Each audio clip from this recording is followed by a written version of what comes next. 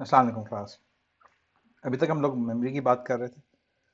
आज हम बात करना शुरू करेंगे इंस्ट्रक्शंस की। तो आई होप कि आपको याद होगा कि बेसिक कॉन्सेप्ट जो है वो मेमोरी का अलग है और इंस्ट्रक्शंस का अलग है। और जस्ट फॉर अ रिमाइंडर मैं आपको याद कराता हूँ कि अमूमी तौर पे आपके पास लेट्स से ब्लैंक स्लाइड कर लेते हैं। आपके पास प्रोग्राम मेमोरी जो है एक अलग चीज़ है, ठीक है। और आपके पास जो मेन मेमोरी है वो एक अलग एंटिटी है, मेन मेमोरी। नाउ फिजिकली ये एक एंटिटी हो भी सकती है और अलग भी हो सकती है। अगर आपको याद हो कि हमारे पास हमने शुरू में पढ़े थे कि फोन न्यूमैन या फोन नॉयमैन आर्किटेक्चर है और आपका हार्वर्ड, ठीक है।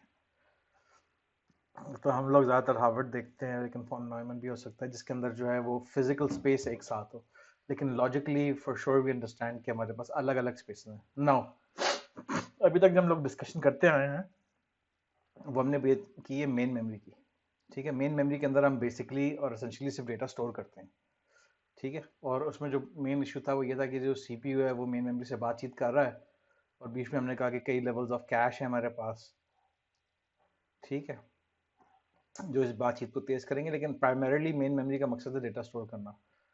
तो डेटा स्टोरेज के हवाले से हमने जो बात की वो यहाँ पे काफ़ी हद तक लिमिट हो जाती है, ठीक है। जब हम बात कर रहे होते हैं प्रोसेसर की और प्रोग्राम मेमोरी की, तो हमारे थोड़ी सी कंसर्न्स कुछ और है, क्योंकि ये जो मेमोरी है ये बहुत ज़्यादा इस्तेमाल हो रही है, ठीक।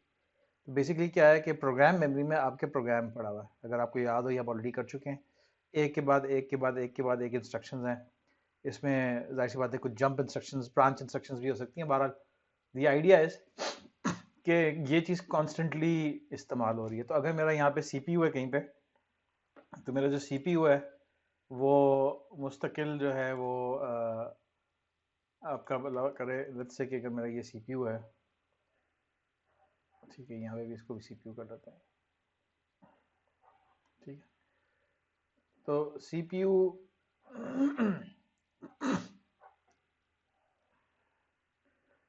मेरा सीपीयू मुस्तकिल जो है वो इससे बात कर रहा है।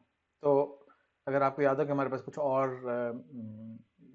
अमूमी तौर पे चीज़ें होती हैं, एक इंस्ट्रक्शन रजिस्टर होता है, एक आपका प्रोग्राम काउंटर होता है। प्रोग्राम काउंटर मेक श्योर कर रहा होता है, मेंटेन कर रहा होता है कि आप किस वक्त किस इंस्ट्रक्शन को एग्जीक्यूट करेंगे। इंस्ट्रक्शन रजिस्टर जो है उसके अंदर वो इंस्ट्रक्शन चली जाती है जो कि एग्जीक्यूट हो रही होती है, ठीक है। तो होता क्या है कि जो आपका सीपीयू है, स्पेसिफिकली आपका जो ए एल यू है in most cases inside the CPU, वो क्या कर रहा होता है कि इन इन इंस्ट्रक्शंस को एक के बाद एक एग्जीक्यूट कर रहा होता है, ठीक है। तो पहले ये वाली इंस्ट्रक्शन आईआर में जाएगी, आईआर से एएलयू में जाएगी, एएलयू उसको समझेगा। ऑब्वियसली उसका कोई ना कोई ऑपकोड होगा। लेट्स से अगर आप कहते हैं कि जी add R16 R17, let's say, excuse me, तो ये एक सीक्वेंस होगी वंस एंड जीरोस की, ठीक है। एक सीक्वेंस होगी वंस एंड जीरोस की depending on on the architecture.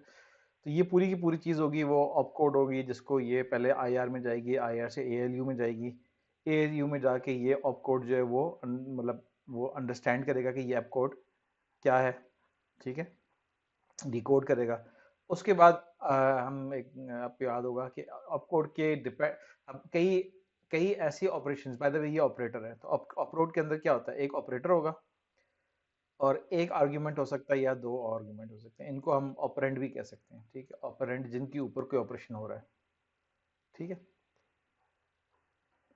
अब कोई ऐसी इंस्ट्रक्शन भी हो सकती है जिसके साथ कोई ऑपरेंड ना हो, एक ऐसी इंस्ट्रक्शन भी हो सकती है जिसके साथ एक ऑपरेंड हो, ऐसी इंस्ट्रक्शन भी हो सकती है जिसके साथ दो ऑपरेंड हो। लेकिन ये जो पूरी की पूरी चीज़ है इज्तमाहियत में, ये क्या होगी, ऑपकोड होगी, ठीक है। तो होता क्या है कि जब ये एक इंस्ट्रक्शन को उठाता है जिसके अंदर पूरा का पूरा ऑपकोड होता है, तो एएलयू जो है वो उसको पढ़े समझता है, पढ़ता है कि अच्छा ये क्या है, ऐड की इंस्ट्रक्शन है। और पहला जो है वो ऑपरेटर जो है वो R16 है, दूसरा R17 है। इसका मतलब है जो R16 में पड़ा है मैंने वो वैल्यू उठा के लेके आनी है, R17 में जो पड़ा है वो लेके आनी है, एडर के थ्रू पास करना है। जो वैल्यू जवाब आएगा उसको मैंने R16 में वापस कॉपी करना है। और जब ये सारे के सारे काम कर लेगा तो ये अर्ली इंस्ट्रक्शन जो है, लेट्स से ये वाली है, ये एग्जीक्यूट हो जाएगी और ये मूव कर जाएगा to the next instruction. Rather program counter जो है उससे अगली इंस्ट्रक्शन में पॉइंट करेगा, और ये जो अगली इंस्ट्रक्शन है वो, लेट्स से अगर हम यहाँ बात कर रहे हैं, तो अब क्या होगा कि अगली इंस्ट्रक्शन जो है वो IR में चली जाएगी और इस पूरे स्टेप्स के थ्रू गुजरेगी। ठीक है। अब हमारे पास ये मैं बाद में भी डिस्कस करूंगा, एक चीज़ होती है इंस्ट्रक्शन साइकिल और एक चीज़ होती है क्लॉक साइकिल। ठीक है, तो मैं भी क्लॉक साइकिल की बात कर रहा हूँ। तो अमूमन क्या होगा कि ये जो काम हो रहे हैं, सारे स्टेप्स मैंने गिनवाए कि एक इंस्ट्रक्शन, प्रोग्राम काउंटर आगे मूव किया, इंस्ट्रक्शन रजिस्टर में डेटा, इंस्ट्रक्शन गई, ऑप कोड गया, ऑप कोड जो है वो CPU के अंदर किसी जगह जाएगा, वहाँ जाके वो डिसाइफर होगा कि भाई वो क्या है, और अगर उसके कोई ऑपरेंड्स हुए तो उन ऑपरेंड्स पे क्या करना है। दो ऑपरेंड्स हैं, एक ऑपरेंड है, यानी कि अगर मैं इस तरह की चीज़ करता हूँ, इंक्रीमेंट, एक्सक्यूज मी, कहाँ गया वो, ठीक है, आई एम सॉरी, वो डिलीट हो गया। लेकिन लेट्स से कि इस तरह का काम करता हूँ, मैं कहता हूँ कि जी इंक्रीमेंट R16, ठीक है, तो ये एक सिंगल आर्ग्यूमेंट है इसके साथ। ठीक है, कॉम्प्लीमेंट R20, ये सिंगल आर्ग्यूमेंट्स एंड सो को, तो ये इस चीज़ को पढ़ता है, समझता है, उसके बाद जो उसने काम करना है वो करने के बाद फिर उस वैल्यू को उसने वापस स्टोर करनी है। तो there are number of things. तो मैं बात कर रहा था कि क्लॉक साइकिल की, तो होता क्या है कि एक इंस्ट्रक्शन टिपिकली ये स्प्रेड आउट होती है over a number of clock cycles. ठीक है, एक instruction over a number of clock cycles जो है वो स्प्रेड आउट हुई हुई होती है। तो इस चीज़ को, अच्छा एक और चीज़ भी मैं इसमें ऐड कर दूं कि एक इंस्ट्रक्शन जो है वो, एक इंस्ट्रक्शन ऑन इट्स ओन जितना टाइम लेती है टू एग्जीक्यूट, ये उस इंस्ट्रक्शन की लेटेंसी है। ठीक है, तो इंस्ट्रक्शन लेटेंसी क्या है कि एक इंस्ट्रक्शन जो है वो कितना टाइम ले रही है एग्जीक्यूट करने के लिए। अच्छा, कुछ जो सिंपल सिस्टम्स होते हैं और माइक्रो कंट्रोलर्स होते हैं, अमूमी तौर पे उसमें क्या होता है कि जो लेटेंसी होती है वो कांस्टेंट होती है। ठीक है, लेकिन हम देखेंगे कि जो एडवांस सिस्टम्स होंगे या ज़्यादा कॉम्प्लेक्स सिस्टम्स हैं या बड़े प्रोसेसर्स, उनमें ये फैक्ट ट्रू नहीं है। तो latency instruction to instruction vary करेगी। इन एनी केस, लेटेंसी क्या चीज़ है? The amount of time an instruction takes, जब वो IR में जाती है, IR पिकअप करता है, उसके बाद वो जो कुछ भी हो रहा है, जो सारे स्टेप्स मैंने गिनवाए थे, और उसके बाद वो डेटा उस रजिस्टर में चला जाता है जहाँ पे उसको जाना चाहिए था, अगर इस तरह की कोई इंस्ट्रक्शन है। यानी कि जब उसका काम खत्म होता है तो excuse me, that would be the latency of the instruction.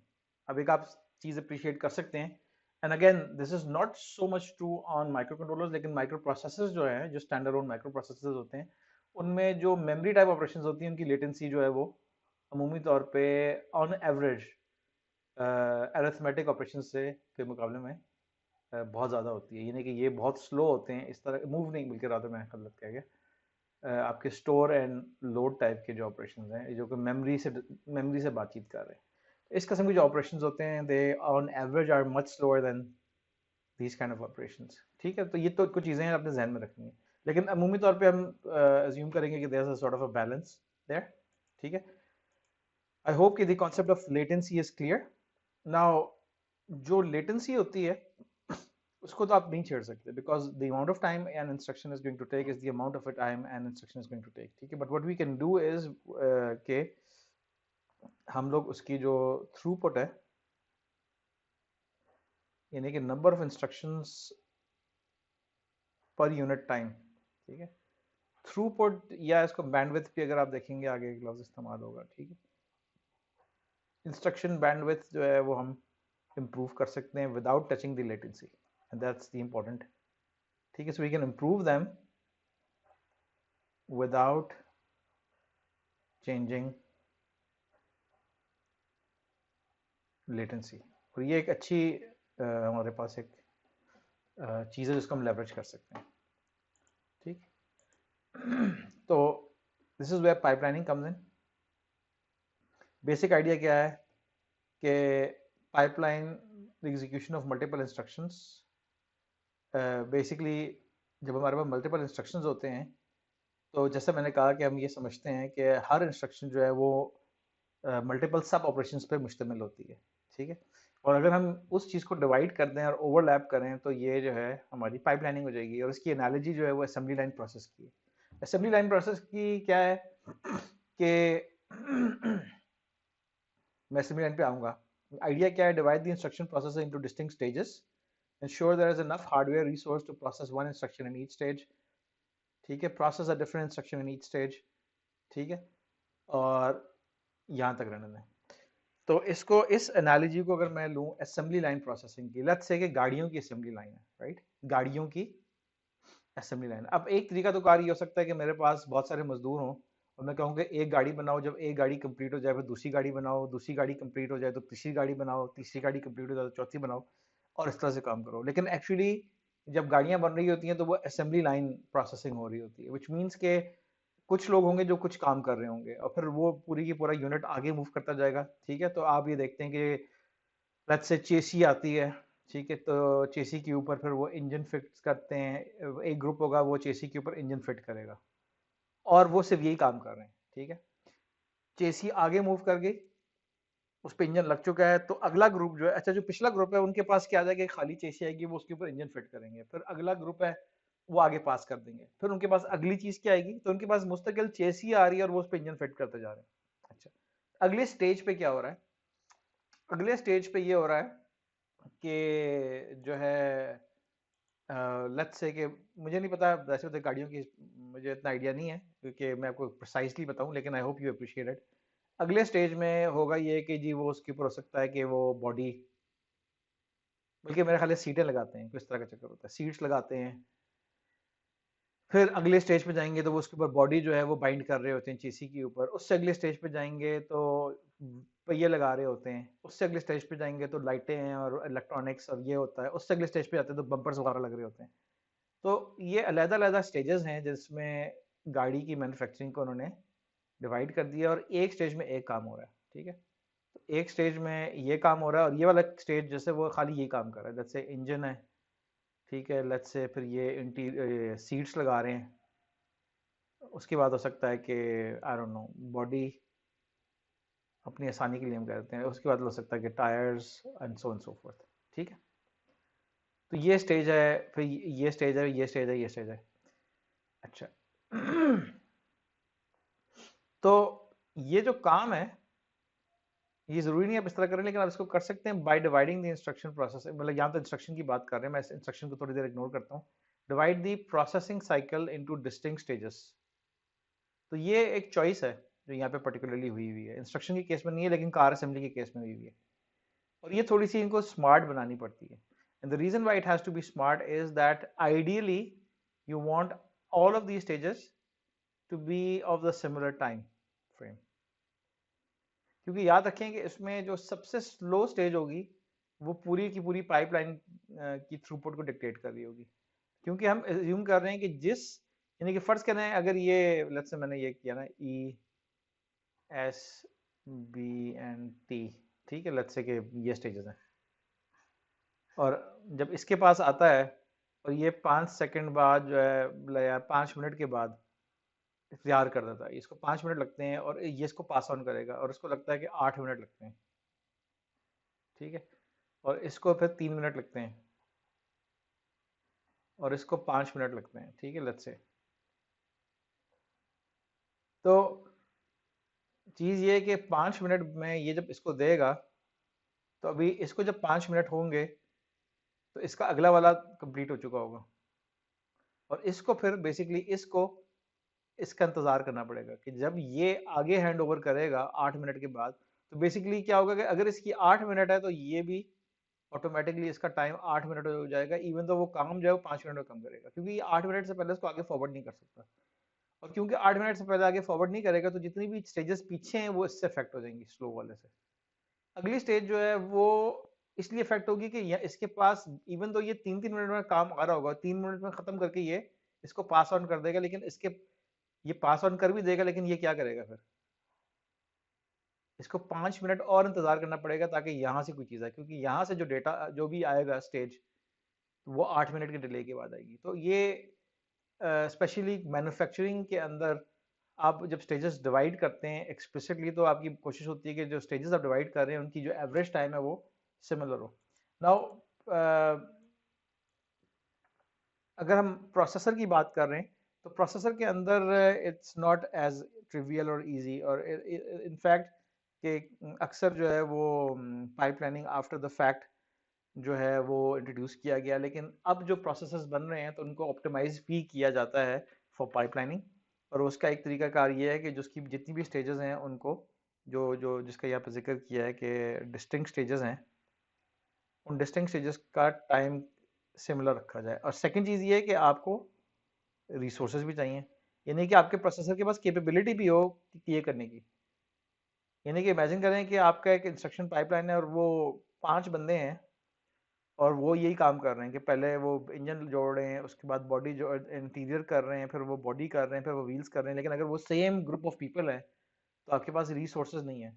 आपको फ़ायदा यही होगा कि जो स्टेज 1 पे रिसोर्स इस्तेमाल हो रही है वो स्टेज 2 के साथ शेयर ना हो रही हो, और जो स्टेज 2 पे रिसोर्स इस्तेमाल हो रही है वो स्टेज 3 पे शेयर ना आ रही हो, स्टेज 3 वाली स्टेज 4 के साथ शेयर ना हो रही हो, and so on and so fourth. अगर इस तरह करेंगे तो आप साइमल्टेनियसली पाइपलाइंस रन कर सकते हैं। और इसका मतलब क्या है पाइपलाइन का, कि एक गाड़ी का एक काम हो रहा होगा तो दूसरी गाड़ी का दूसरा काम हो रहा होगा, तीसरी गाड़ी का तीसरा और चौथी गाड़ी का चौथा। ठीक है। इसी तरह से अगर हम इंस्ट्रक्शंस की प्रोसेसिंग की बात करते हैं ऑन दी प्रोसेसर, तो पाइपलाइनिंग से मुराद ये है कि एक वक्त में मेरी कई इंस्ट्रक्शंस एग्जीक्यूट हो रही होंगी एट डिफरेंट स्टेजेस। ठीक।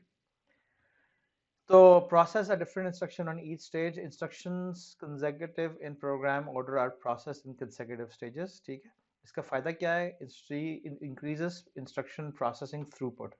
ठीक है। तो ये है clocks per instruction, तो 1 over clocks per instruction, CPI। मैं आपको मशवरा ही दूंगा, मैं पाइपलाइनिंग को बहुत डिटेल में डिस्कस नहीं करूंगा, मैं इतना डिस्कस करूंगा क्योंकि हमने इस सेक्शन में ILP डिस्कस करेंगे। ठीक है। तो ILP जो है वो इंस्ट्रक्शन लेवल पैरेललिज्म है। इसके अंदर बहुत सारी ऑप्टिमाइजेशन हैं जो पाइपलाइनिंग ऑप्टिमाइजेशन है। ठीक है।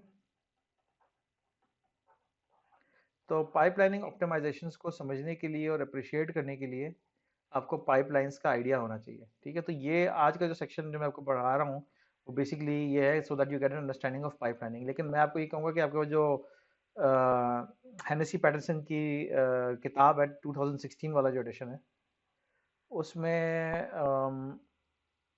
मेरा ख्याल है कि अपेंडिक्स सी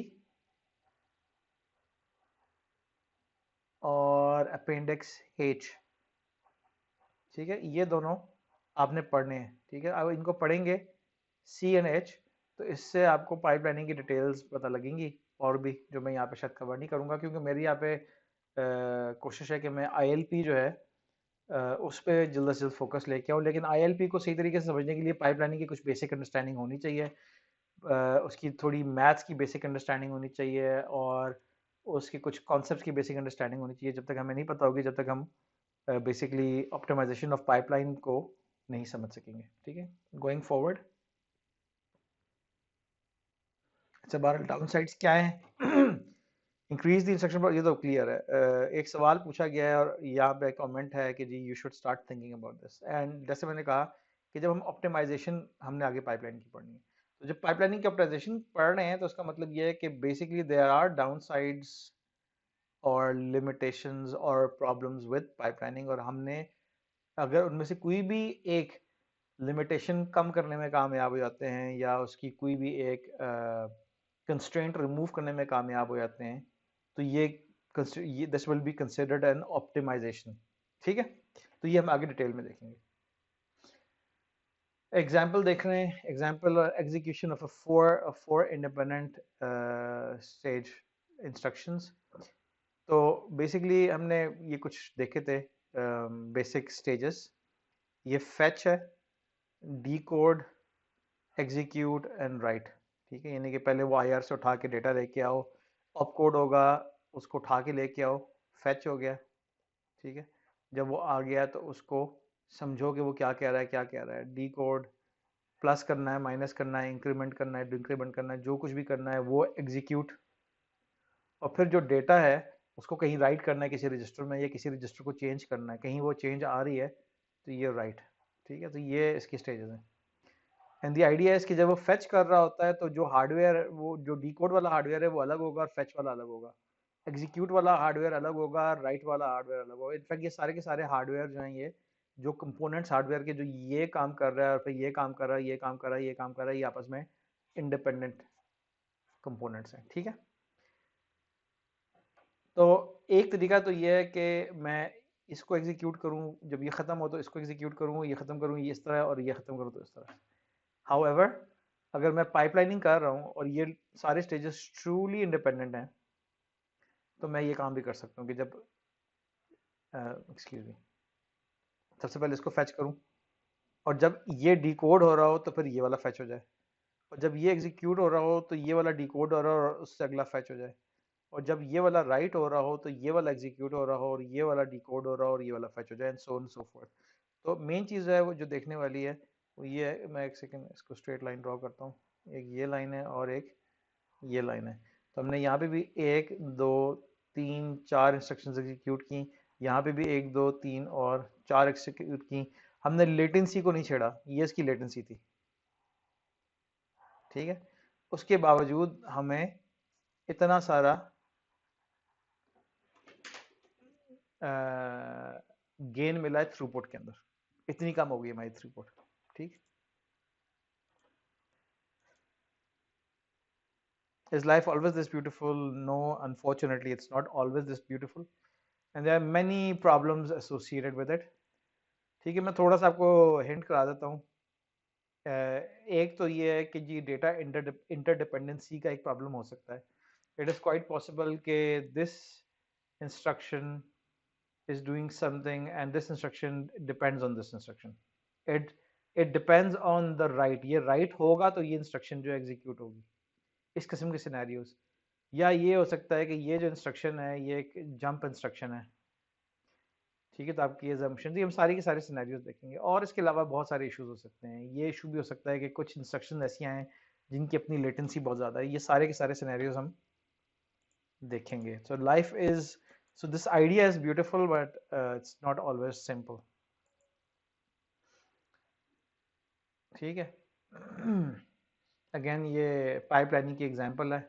इमेजिन करें, और हमने वो वाली बात जो की थी ना टाइम वाली, वो टाइम वाली बड़ी इंपॉर्टेंट है, इसको रीएम्फसाइज किया है बेसिकली। इमेजिन करें कि आपने एक मशीन में कपड़े धोने, उसके बाद एक और मशीन पे कपड़े सुखाने, उसके बाद आपने कपड़े तय करने, उसके बाद अपने अलमारी में लगाने। ठीक है, और तो और इसमें देखें, गौर करें, ये जो सारे कॉन्सेप्ट्स हमने कहे थे ना, एडिशनल रिसोर्स, लेटेंसी, पर लोड इज द सेम इस केस में। अब इस केस में क्या इशू है, और बेसिकली हम ये एग्जांपल क्यों डिस्कस कर रहे हैं, इससे आप कुछ चीज़ें, कुछ कॉन्सेप्ट्स अप्रिशिएट कर सकेंगे। मेरी अजम्पशन ये है कि जितनी देर मेरी वॉश लगेगी उतनी देर मेरी ड्रायर लगाएगा, उतनी देर मुझे लगेगी तय करने में, उतनी देर लगेगी मुझे अलमारी में लगाने में। और ये मशीन अलग है, ये मशीन अलग है, इसके लिए मेरे पास एक अलग नौकर है, इसके लिए मेरे लिए अलग नौकर है। तो मैं फिर ये वाला पाइपलाइन अचीव कर सकता हूँ। वॉशिंग मशीन जो है वो 15 मिनट का साइकिल है चला रही है, और ड्रायर 15 मिनट का साइकिल चला रही है। जो बंदा कपड़े निकाल रहा है वो 15 मिनट लगा रहा है तय करने में, और जो अलमारी में लगा रहा है वो भी 15 मिनट लगा रहा है। ठीक है, तो दिस वुड बी, तो ये क्या है, लेटेंसी पर load is the same assumption। Throughput की जो इंक्रीज है, गौर करें, throughput increase by 4, that is the rate of increase in throughput, मतलब इंप्रूवमेंट इन थ्रूपुट। थ्रूपुट क्या है कि the number of jobs I can do in that amount of time. तो basically अगर ये अमाउंट ऑफ टाइम है 6 PM से लेकर 2 AM तक, तो मैं 4 गुना ज्यादा जॉब्स कर सकता हूँ। That is the value of throughput. ठीक है, अब देखेंगे इसमें कॉम्प्लिकेशंस किस तरह की आती हैं। मिसाल के तौर पे ये है कि हम ये कह रहे हैं कि यहाँ पे आपका जो ड्रायर है वो डबल टाइम ले रहा है। अगर आप गौर करें कि सिर्फ एक डिवाइस जो है वो डबल टाइम ले रही है, ठीक है। तो आपकी जो पिछले थी ना कि थ्रूपुट में इंप्रूवमेंट 4 टाइम्स थी, वो आपकी कम हो गई और अब आपकी इंप्रूवमेंट जो है वो सिर्फ डबल हुई है, सिर्फ इसलिए कि एक जॉब ऐसी है जो कि जिसका टाइम जो है वो ट्वाइस एज मच है, ठीक है। और उसका जो इफेक्ट है, स्लो जॉब का इफेक्ट जो है वो डिस्प्रोपोर्शनेटली ज़्यादा है। अब इनमें एक अगर जॉब फर्ज करें, आप कहते हैं ना कपड़े तय करने की टाइम कम लगता है, मैं कहता हूँ कि आधा कर देते हैं, यानी कि कपड़े तय करने का टाइम आधा कर देते हैं। उसके बावजूद अगर मैं आधा भी कर दूं तो भी मेरी थ्रूपुट जो है ना वो बहुत ज़्यादा चेंज नहीं हो रही, सिर्फ एक स्टेज बड़ी होने की वजह से। तो the slowest step decides the throughput to a large extent, ठीक है। अच्छा, इसमें एक और आ गया कि जी हम लोग ये अज्यूम करते हैं, अब इस किस्म के काम हम कर सकते हैं, ये सारी बातें जो डिस्कस कर रहे हैं ना, variations of this we can do in on what do you call it, on the processor, ठीक।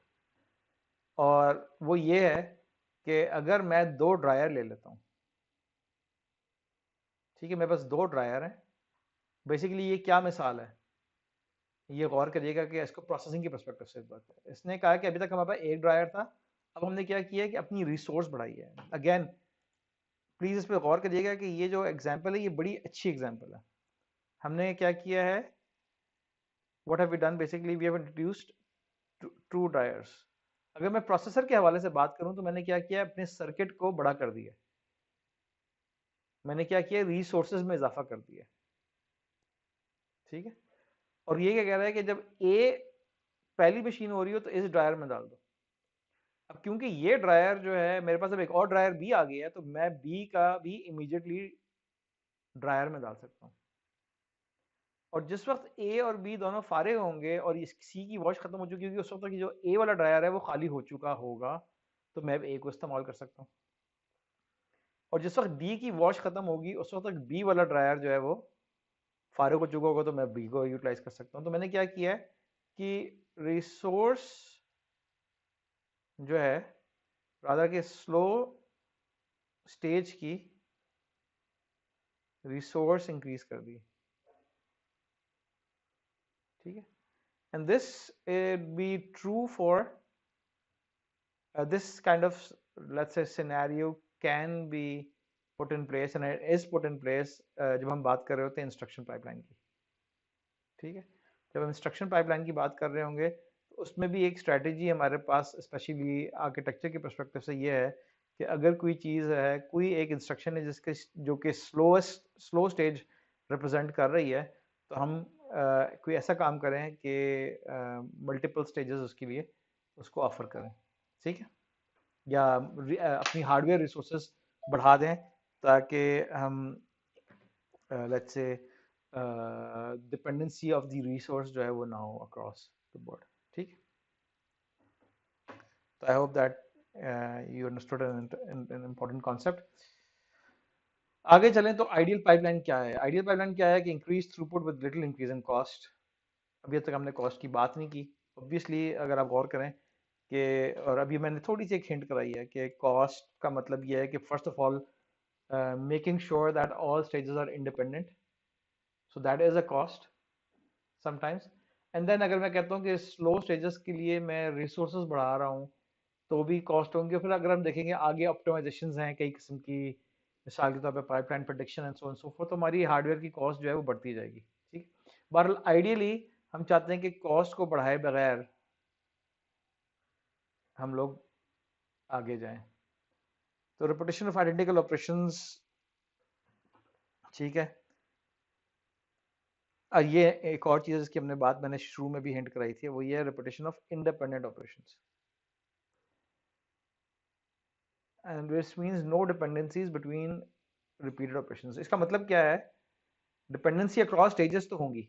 देखें ये एक जॉब है, ये एक जॉब है, तो इसकी डिपेंडेंसी जो है वो अक्रॉस जो जॉब है, लेकिन सॉरी अक्रॉस स्टेजेस है एक जॉब की, जॉब ए की अक्रॉस स्टेजेस डिपेंडेंसी है, लेकिन उसकी अक्रॉस जॉब डिपेंडेंसी नहीं है। ठीक है, लेकिन अगर अक्रॉस जॉब डिपेंडेंसी होगी तो आपकी जो टाइम पाइपलाइन की टाइम्स हैं वो चेंज हो जाएंगी। ठीक है, मैं आपको एक मिसाल देता हूँ। लेट्स से कि ये जो है ना, ये इमेजिन करें कि ये अलमारी नहीं है, ये सूटकेस है, और लोगों ने ट्रैवल करना है। तो लेट्स से कि अलमारी की जगह हम सूटकेस डाल देते हैं, और लोगों ने ट्रैवल करना है। ठीक है, यानी कि हॉस्टल से बच्चे हैं, उन्होंने घर वापस जाना है, ये अलमारी नहीं है, सूटकेस है। लेकिन आप क्या कर रहे हैं कि कलर्ड कपड़े धो रहे हैं, फिर वाइट कपड़े धो रहे हैं, फिर कलर्ड कपड़े धो रहे हैं, फिर वाइट कपड़े धो रहे हैं, और कोई एक स्टूडेंट एक्स है, उसके पहले कलर्ड कपड़े यहाँ धुल रहे हैं, वाइट कपड़े यहाँ धुल रहे हैं। ठीक है, फिर स्टूडेंट वाई है, तो ये एक्स है, ये स्टूडेंट वाई है, लेट्स से स्टूडेंट वाई है, तो इसके कलर्ड कपड़े यहाँ धुल रहे हैं और वाइट कपड़े जो हैं वो अगली जॉब में धुल रहे हैं। तो इसका मतलब क्या हो गया कि अक्रॉस जॉब्स जो है देयर इज एन इंटरडिपेंडेंसी। ठीक है, इसकी एक और मिसाल मैं ये दे सकता हूँ आपको कि specially this becomes true in let's say complex jobs, कि आपकी एक इंस्ट्रक्शन है, और लेट्स से मैं कहता हूँ मल्टीप्लाई है, और 16 और 20। ठीक है, और आप कर रहे हैं add R16 whatever, and let's say कि ये स्टेज इसकी बहुत लंबी है, ये सिनेरियो हम देखेंगे, तो इसमें क्या है कि ये there is a dependency between these jobs, dependency.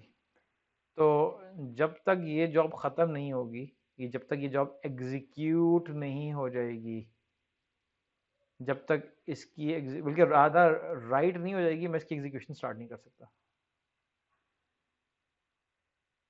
ठीक है, क्योंकि I need the latest value of R16 before I can do this thing, मिसाल के तौर पे। तो क्या चीज़ है डिपेंडेंसी अक्रॉस जॉब्स। तो आइडियली आइडियली हम इसको इंडिपेंडेंट रखना चाहते हैं, लेकिन अगर हम इंडिपेंडेंट नहीं रख सकते तो देयर इज अ प्रॉब्लम। ठीक है, और फिर हमने क्या कहा था, यूनिफॉर्मली पार्टिशनेबल सब ऑपरेशंस, यूनिफॉर्मिटी इन टाइम चाहिए हमें। ठीक है, ये सब है आइडियल पाइपलाइन। आइडियल पाइपलाइन क्या कहती है कि ऑपरेशन सारे आइडेंटिकल हैं, ऑपरेशन सारे इंडिपेंडेंट हैं, जॉब सारी इंडिपेंडेंट है आपस में, और उनकी जो टाइम है वो सबका सेम है। ठीक है, और इसकी मिसाल ऑटोमोबाइल असेंबली लाइन हो सकती है, और वो इसलिए होती है क्योंकि उसमें अंदर आप कि अक्रॉस द जॉब, पहली बात है कि वो तो ये इसकी नेचर है ना कि इंडिपेंडेंट ऑपरेशन, यानी एक गाड़ी पे आप जो काम कर रहे हैं, जो दूसरी गाड़ी पे काम करेंगे वो उस पर डिपेंड नहीं करता।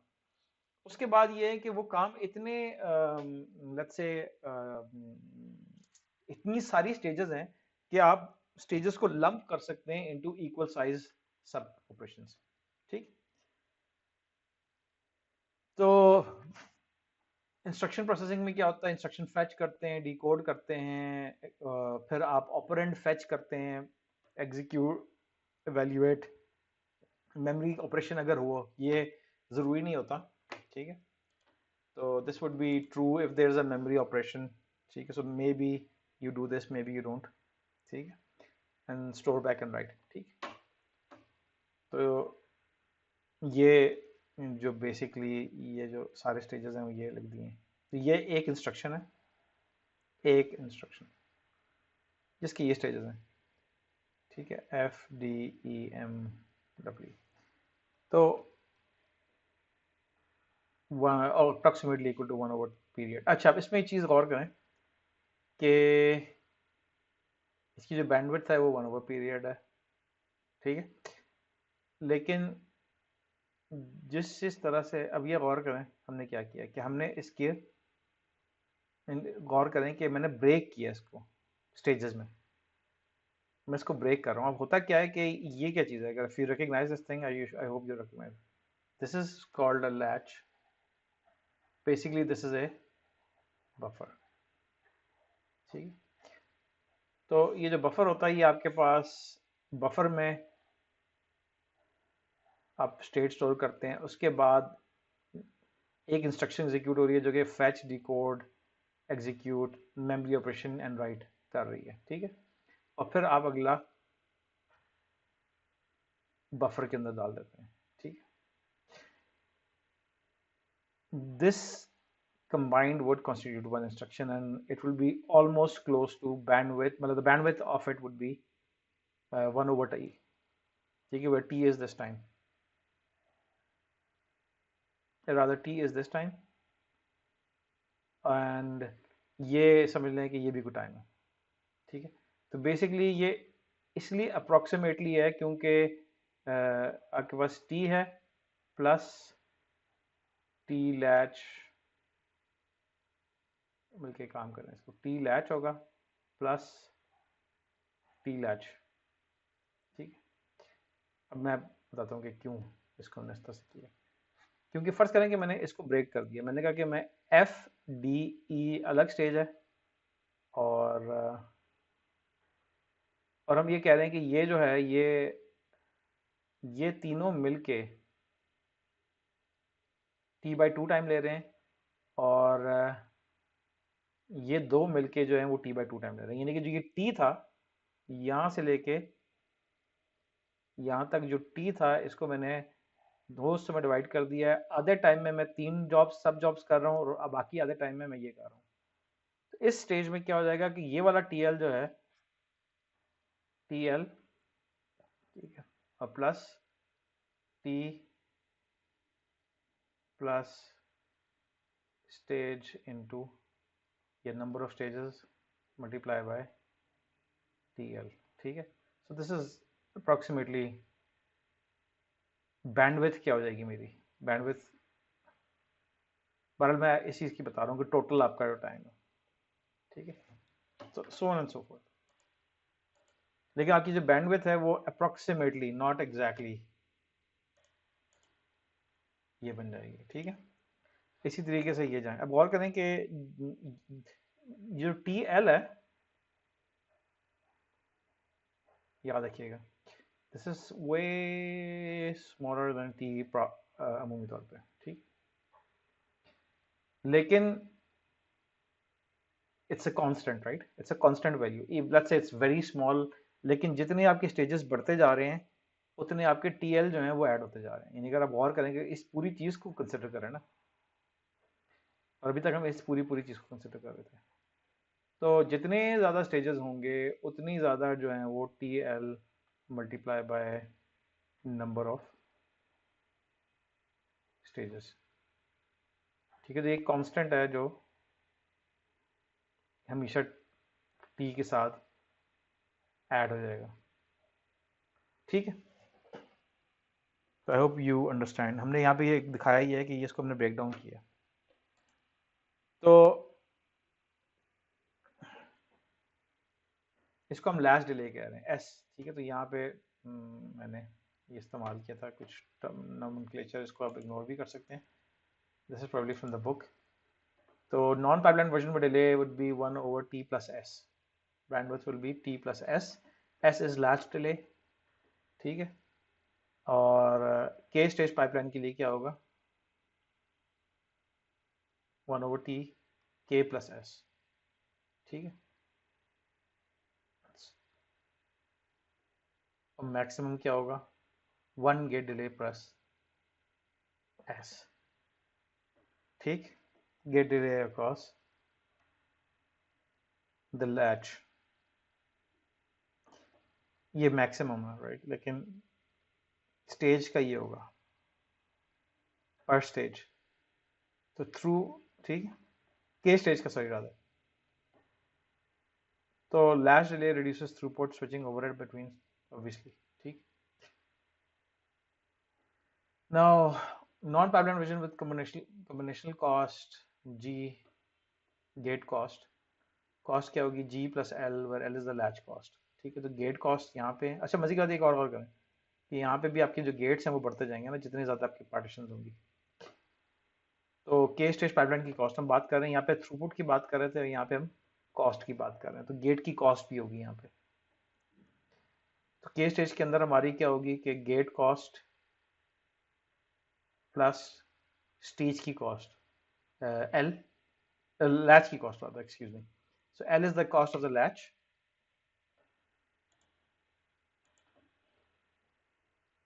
ठीक है, तो L जो है मेरी लैच की कॉस्ट है एक लैच की, और अगर मेरे K स्टेजेस हैं तो इनफैक्ट K+1 होना चाहिए, आई वुड थिंक।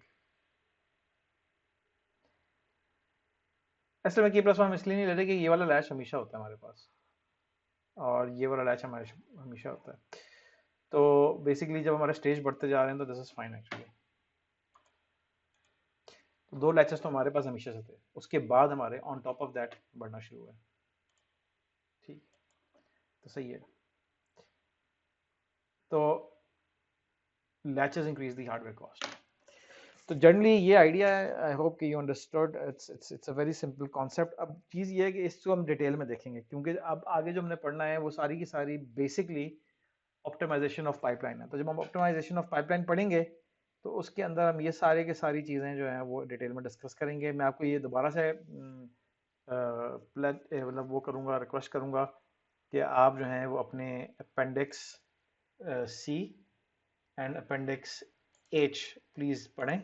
ठीक है, तो अपेंडिक्स सी, अपेंडिक्स एच, ठीक है, तो इसको पढ़ेंगे तो इससे आपको पाइपलाइन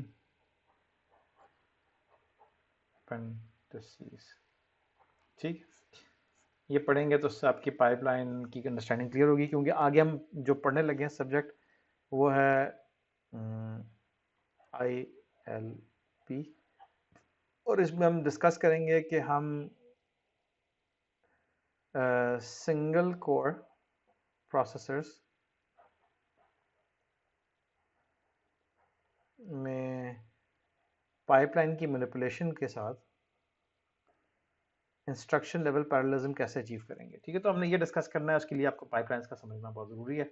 मेरा ख्याल है कि this should be it for pipelining. So hopefully you will go through these lectures and go through these appendices so that we can start ILP in earnest in the next class. Thank you, class. Assalamu alaikum.